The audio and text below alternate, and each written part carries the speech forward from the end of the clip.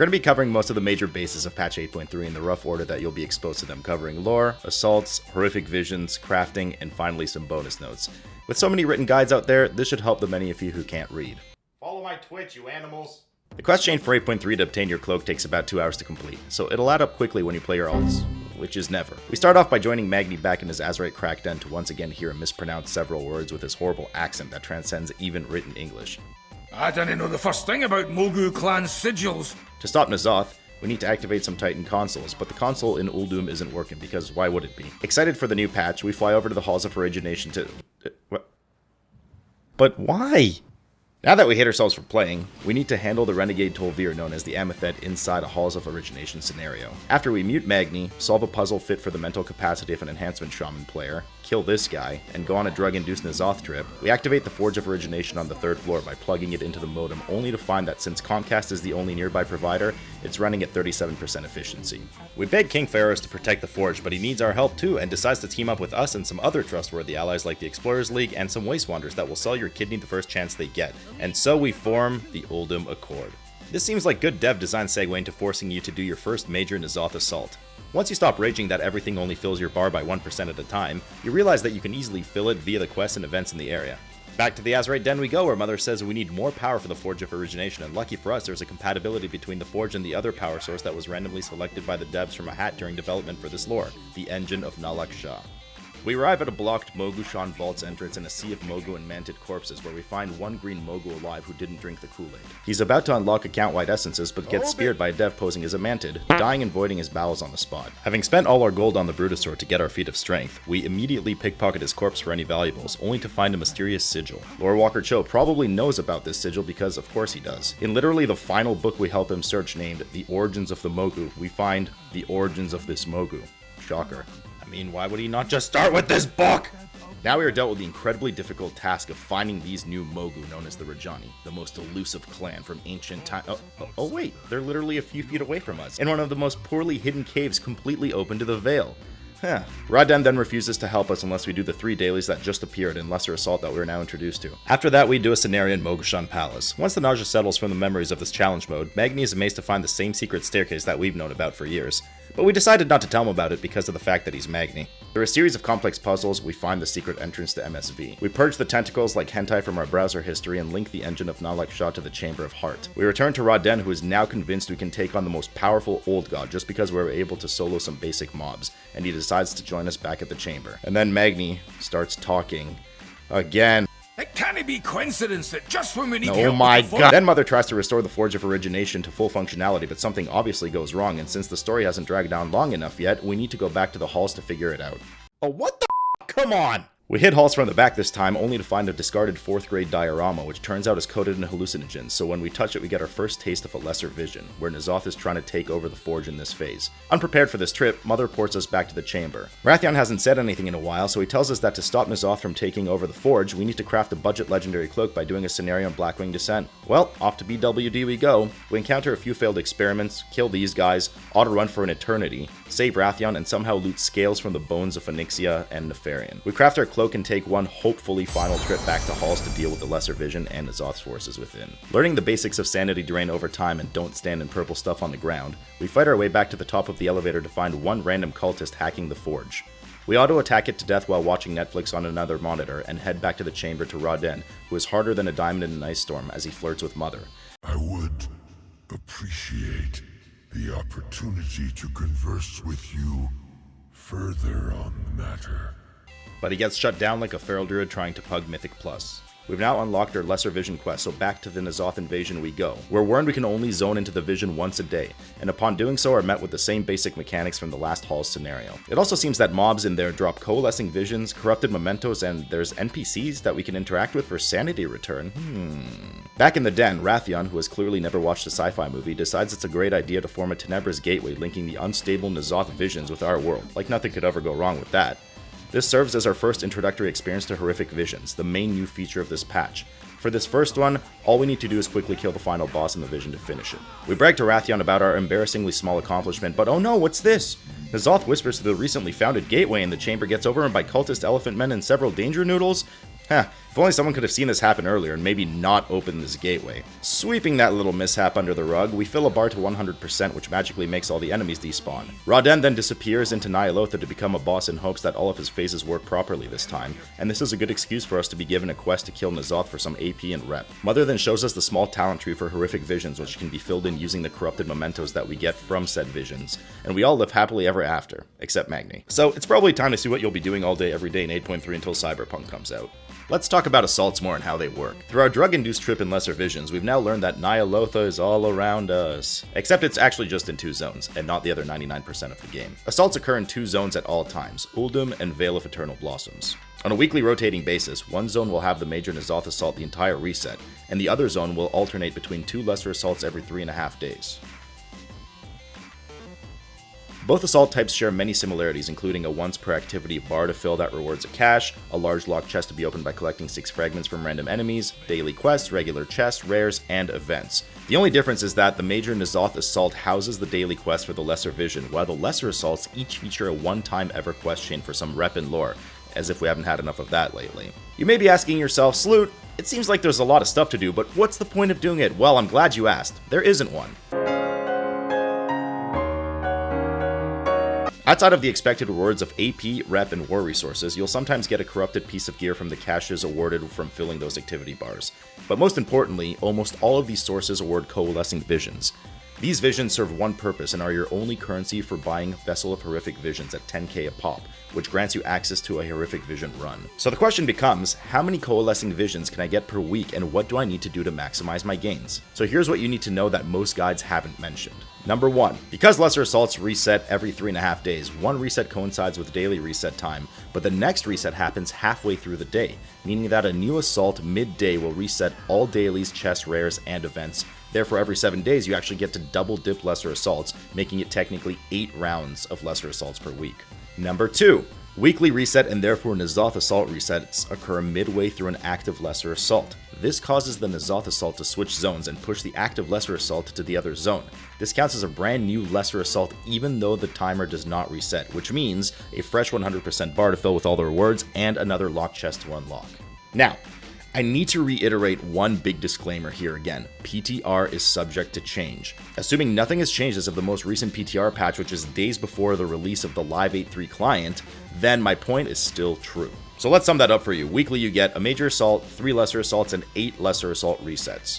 Okay, let's do a bunch of math, by which I mean I'm going to display the numbers on the screen, I'm going to add them all up, and we're going to end up with our neckbeard total of 45,160 Coalescing Visions weekly, which means 9 Horrific Visions run every 2 weeks. That's pretty good, but there is a way that we can go even further beyond.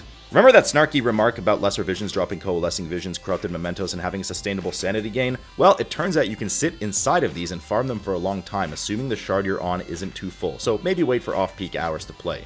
This means you can supplement any missing Coalescing Visions if RNG hates you, which it does, in order to hit certain breakpoints, or even reach the smelliest, filthiest of no-lifing and just farm to the next breakpoint of Vessel gain. But how much would we need in order to do this? Math time again. There are 2 categories for gaining Coalescing Visions. Guaranteed, which always contains the same amount of Coalescing Visions, and Variable, which have RNG amounts. Let's set up some daily goals for how many Coalescing Visions we need from the variable and farmable sources. If we want to run 4 Horrifics per week, we need 40,000 minus the 38,610 that we just calculated, which is 1,390 a week, divided by 7 days leaves us with 199 Coalescing daily from variable and farmable sources. If we follow the same math logic for 45,000 and 50,000 Visions weekly goal, we reach about 913 a day for 45,000, which is doable with some grinding, and 1,628 for the 50,000 mark, which is doable, but you truly have no life. So if you do this, you better clear your schedule and tell your loved ones you're going to the corner store to buy milk.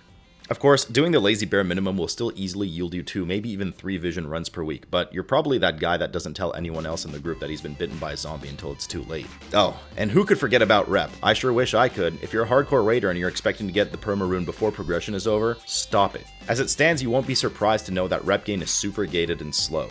Outside of the one-time only questlines for each lesser assault, which yield about 2,500 rep per faction, the 1,500 rep per faction weekly gains from filling up the fun bar, and the one-time only Ny'alotha kill, which is likely in the range of 500 rep, you're only gaining about 650 to 850 rep per day, and that's including the daily pet battle for 75 rep, meaning it will take you about 4.5 to 6 weeks from patch launch in order to get exalted. Even with the human racial, Dark Moon Fair, and a contract, it probably won't be enough to get you far below the 4-week mark, and that requires you to be extremely diligent.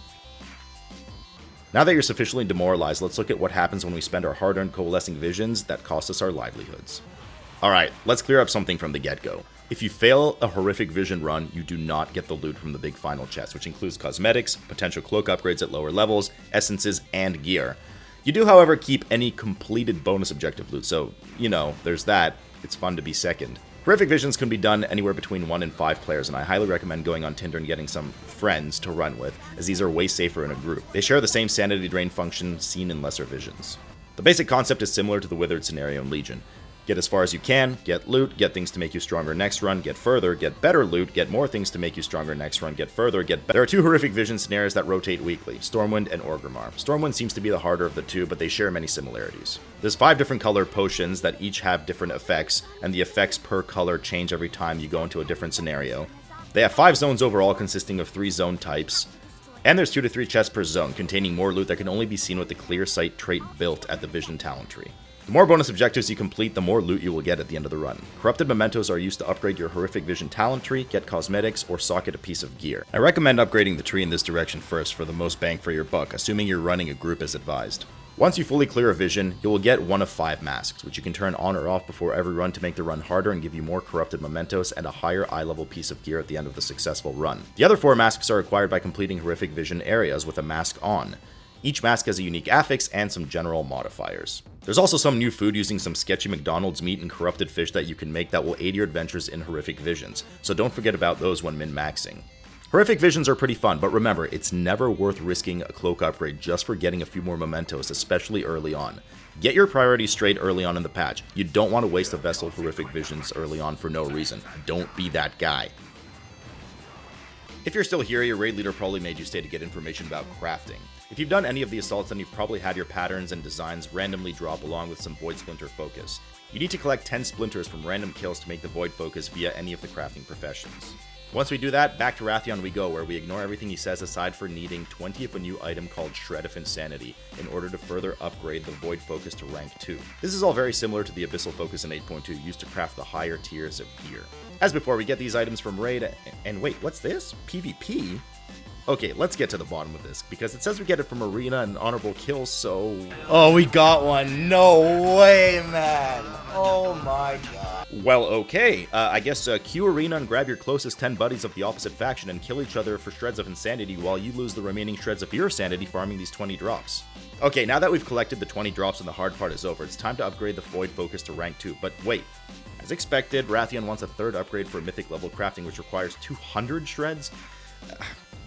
I mean, surely this won't work. We can't just farm mythic crafting quest items before a heroic raid even releases. I mean, that would be crazy, right?